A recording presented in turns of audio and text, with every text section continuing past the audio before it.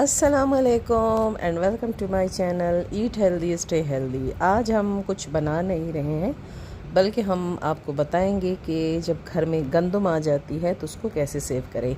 यहाँ ये कुछ गोलियाँ सी हैं जो इसी तरीके से मिलती हैं किसी भी पंसार स्टोर से या केमिकल वाले के पास जाकर ये ईज़िली मिल जाती हैं। इन गोलियों को आपने अच्छे से किसी कॉटन के कपड़े में बांधना है और बहुत ही एहतियात के साथ बच्चों की पहुंच से दूर रखनी है। और इनको फिर इस तरह से कपड़े में हमने बांध के अच्छे से गिरा लगा के, और जहाँ भी आप ये गंदम स्टोर करेंगे उसके अंदर इसको रख देंगे। ये देखें, हमने इसकी ना 2-3 दफ़ा अच्छे से गिरे लगा रहे हैं, तो आपने भी ऐसे ही करना है। और अपनी गंदम को कीड़े मकोड़ों से बचाना है। अगर उसको आपने ज़्यादा अरसे के लिए स्टोर करना है तो फिर आपने ये स्टेप ज़रूर करना है। और यहाँ पे हैं ये कुछ नीम के पत्ते। नीम के पत्ते भी कीड़े मकोड़ों के लिए बहुत ही ज़रूरी हैं, उनको दूर करने के लिए।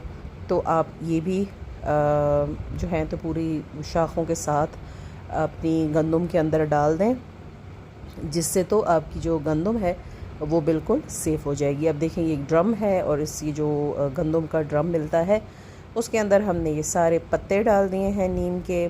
और फिर अल्हम्दुलिल्लाह से हम इसमें अपनी सारी गंदम देखें ये जो है डाल देंगे। तो ये सारी गंदम हमने इस ड्रम के अंदर डाल देनी है, और उसके ऊपर जो हमने वो गोलियां वगैरह बनाई हैं ना, वो भी हम इसमें डाल देंगे।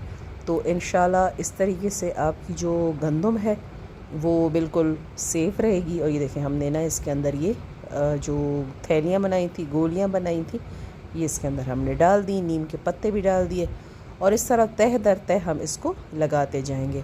तो इंशाल्लाह आपकी जो गंदम है वो महफूज हो जाएगी और हर किस्म के कीड़े मकोड़ों से बच जाएगी। तो उम्मीद करूँगी कि आपको हमारी ये जो तदबीरें हैं अच्छी लगी होंगी। अच्छी लगी हैं तो उसे आगे भी शेयर कीजिए, लोगों को भी बताएं, ताकि उनको भी पता चले कि गंदम को कैसे सेव करते हैं। और हम एक और बहुत अच्छी सी वीडियो के साथ दोबारा हाज़िर होंगे। और यहाँ पे हमने दोबारा से ये डाल दिए, तो तब तक के लिए अल्लाह हाफ़िज़।